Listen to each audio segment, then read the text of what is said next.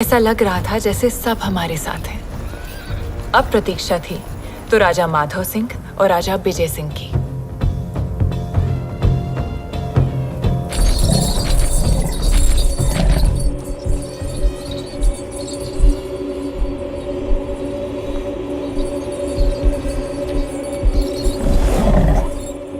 हमें उम्मीद है हमारे गजराज आपको पसंद आए होंगे।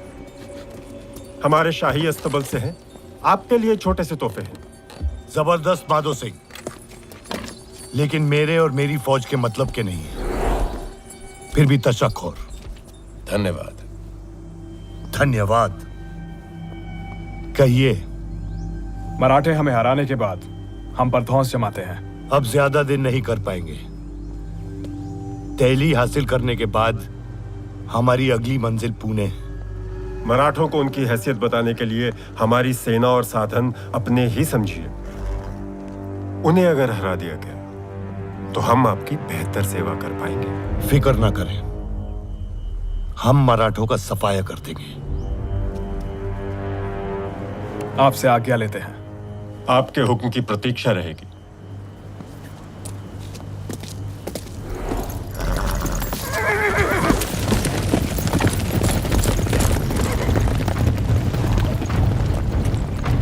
बहुत अच्छे नजीब जी। ज्यादा से ज्यादा राजाओं को अपनी तरफ मिलाने की कोशिश कर। ये हिंदुस्तानी एक दूसरे के सबसे बड़े दुश्मन हैं। लड़ते रहते हैं आपस में। इनकी आपसी रंजिशों का फायदा उठा। कोशिश करता हूं शहंशाह। अगला राजा कौन है? नवाब शुजाउद्दौला।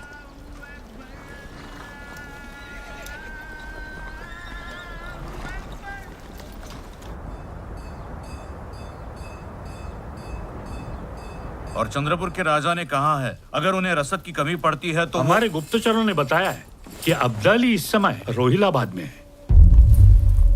दोआब, यमुना के किनारे। तो अब हमें दिल्ली के बजाय रोहिलाबाद जाना चाहिए। शमशेर, हम यहाँ हैं और अब्दाली वहां। बीच में यमुना है। केवल 200 कोस की दूरी रह गई है।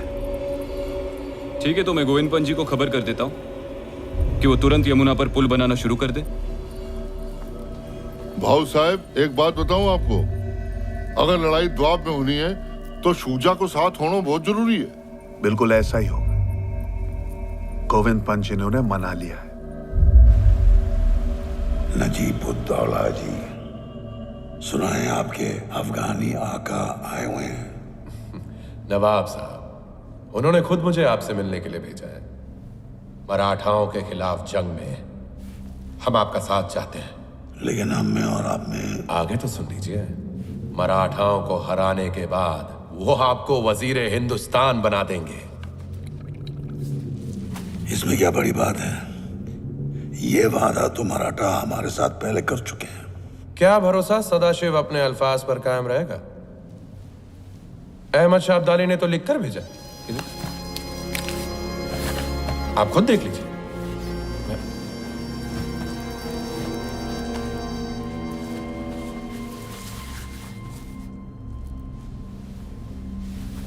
कैसे भरोसा करें उस पर? आप मुझ पर भरोसा कीजिए। मेरे बुलाने पर ही तो वो आए हैं।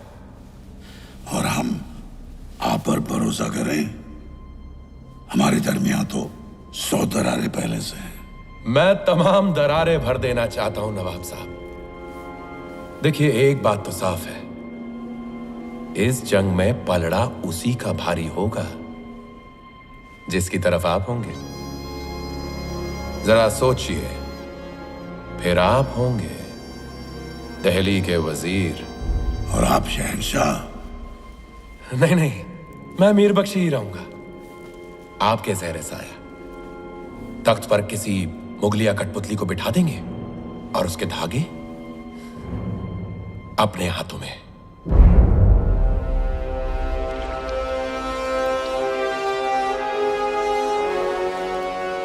नवाब साहब, एक मुसलमान भाई दूसरे मुसलमान भाई की बात अनसुनी करेगा तो कैसे चलेगा?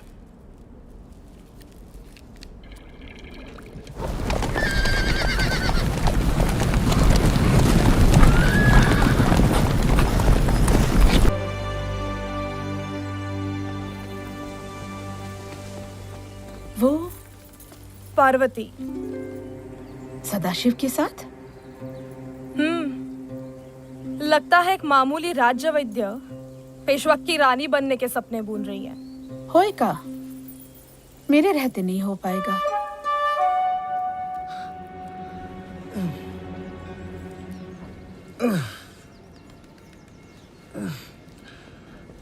मराठा राज्यों के बाहर से कितनी रकम आती है? जो रियासतें हमारे अधीन हैं वो 1/4 देती हैं, लेकिन उत्तर दिशा में कई ऐसे हैं जो रोज नए नए बहाने बनाते हैं और एक ढेला तक नहीं देते। उन्हें तत्काल पत्र भेजकर अंतिम चेतावनी दी जाए। हस्ताक्षर मैं ही करूंगा। एक देनदार कुछ ज्यादा ही उद्दंड हो रहा है श्रीमंत। उसकी रकम भी सबसे ज्यादा है। कौन है वो? नजीब उद्दौला, मुगलों का मीर बख्शी। हाँ, लेकिन वो रहता है दोआब के इलाके में, गंगा यमुना के बीच रोहिलाबाद के किले में। कितने ही पत्र भेजने के बावजूद वो अपनी देनदारी पूरी नहीं कर रहा है, टाल जाता है। साम दाम का इस्तेमाल कर लिया, अब दंड का समय आ गया है। आप तो यहां हैं, दंड कैसे देंगे? हम दत्ता जी शिंदे जी को भेज सकते हैं, उत्तर में हमारे सबसे बड़े सरदार हैं। दत्ता जी वाह, नजीब पे भारी पड़ेंगे। और एक और फरमान मुगलों के लिए जारी किया जाए। जी श्रीमान।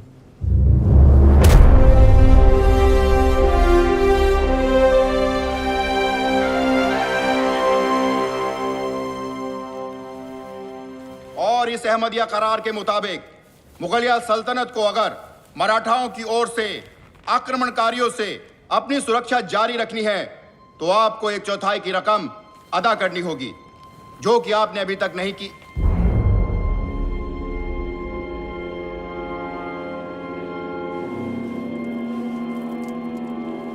करार की इज्जत की जाएगी। आलम पना, आप इन मराठाओं की धौंस पट्टी में मत आइए। हम इन्हें रुक जाओ नजीब, रुक जाओ, इतने उतावली मत दिखा। फरमान अभी तक खत्म नहीं हुआ है।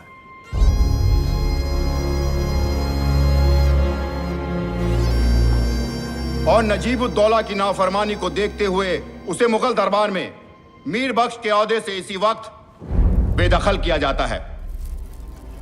दस्तखत सदाशिव राव भाऊ पेशवा।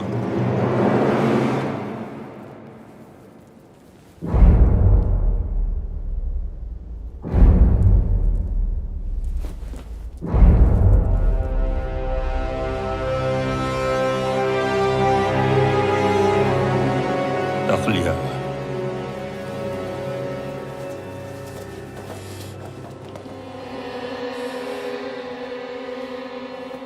नजीबुद्दौला।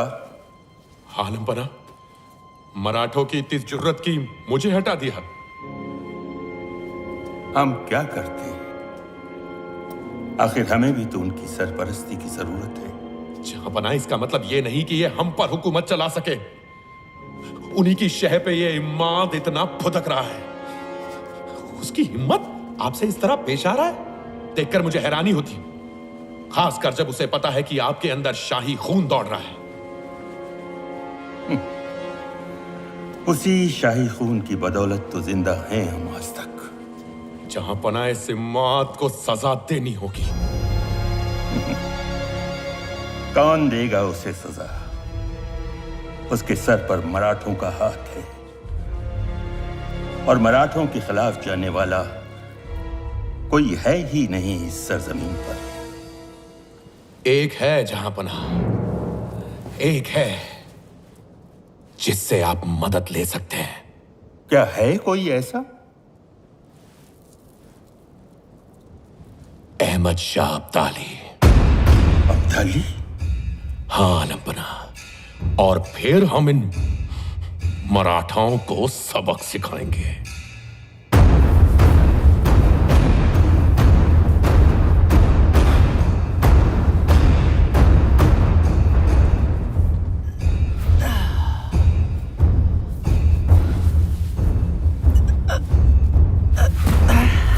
क्या हुआ? चलो, तुम्हारे 5 और बचे।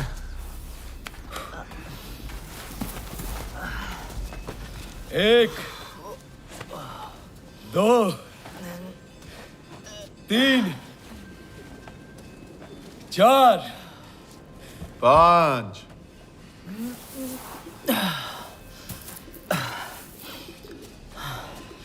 काका देखना, एक दिन मैं भी आपकी तरह ही योद्धा बनूंगा। क्या फायदा, तलवार घुमाने के बजाय किताबों में संख्याएं घुमानी पड़ेंगी। भाव, क्या पता कब मैदान जंग से बुलावा आ जाए। हमारा बस चले तो कभी ना आए। जी भाभी। वाहिनी, आपसे एक बात कह सकती हूँ? शादी ब्याह के अलावा कुछ भी। तुम महरम को चकमा नहीं दे सकते सदाशिव, इसके आगे तो मुझे भी हाँ भरनी पड़ी थी। भली लड़की है, शादी कर लीजिए उससे। शादी किससे? अच्छा, अनजान मत बनिए, पार्वती से। सदाशिव, महरम ठीक कह रही है। अभी जंग से लौटे हो, कुछ दिन इत्मीनान है। अपने आप के लिए समय नहीं है मेरे पास, मेरा सारा ध्यान काम पे ही है। भाव साहब, काम कलम का हो या लड़ाई का, वो सिर्फ काम होता है। जिंदगी से आप तब रूबरू होते हैं जब आप घर जाते हैं।